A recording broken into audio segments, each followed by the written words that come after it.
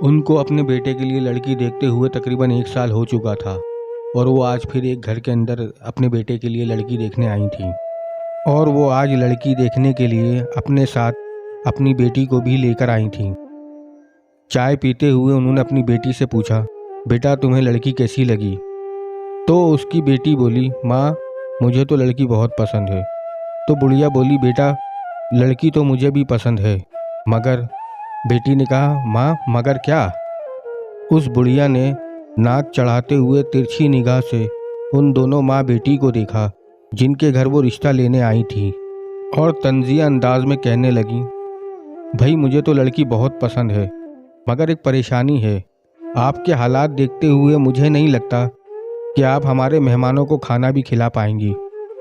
हमारा ख़ानदान बहुत बड़ा है, कम से कम बारात में 500-800 आदमी तो आएंगे ही आएंगे, और मुझे नहीं लगता कि आप लोग कोई खातिर ख्वाह इंतज़ाम कर पाएंगी। हम लोग कहीं बदनाम ना हो जाएं।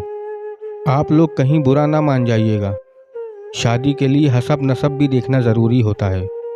बुढ़िया बोली बेटी से अपनी, चलो बेटा हमें अपने ख़ानदान वालों को भी जवाब देना है। हम उन्हें क्या बताएंगे कि कहाँ से लड़की लेकर आए हैं। ये कहकर दोनों माँ बेटी उठ खड़ी हुईं और चली गईं। बुढ़िया ने कुछ कहा भी नहीं और बहुत कुछ कहकर भी चली गई, और ज़रा भी नहीं सोचा कि मेरी इन बातों का इन लोगों पे क्या असर पड़ेगा जिनके घर की मैंने अभी अभी चाय पी है। और वो दोनों माँ बेटी, बुढ़िया जिनके घर रिश्ता देखने आई थी, अपनी गुर्बत के आलम में बेबसी से उस बुढ़िया को देखते रहे। बुढ़िया की बातें उस औरत के दिल पर खंजर की तरह लगी, मगर वो खामोश हो गई और सब्र से काम लिया।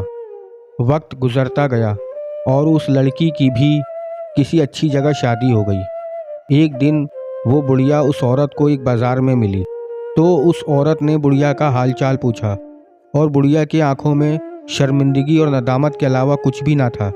ये सब कुछ देखकर उस औरत को भी हैरत हुई कि बुढ़िया के तेवर अचानक पता नहीं कहाँ चले गए, और वो सोचने लगी। इतनी देर में बुढ़िया शर्मिंदगी और नदामत के आलम में उस औरत को बताने लगी, मेरा बेटा शादी के बाद थोड़े ही दिन मेरे साथ रहा और फिर वो अपनी बीवी के साथ शहर में सेटल हो गया।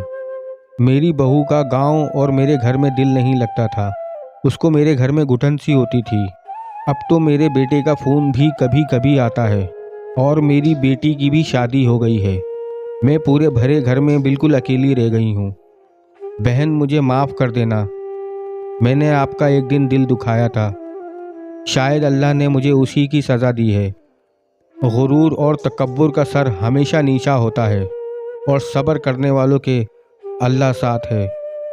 कहानी अगर पसंद आई हो तो वीडियो को लाइक और चैनल को सब्सक्राइब करें।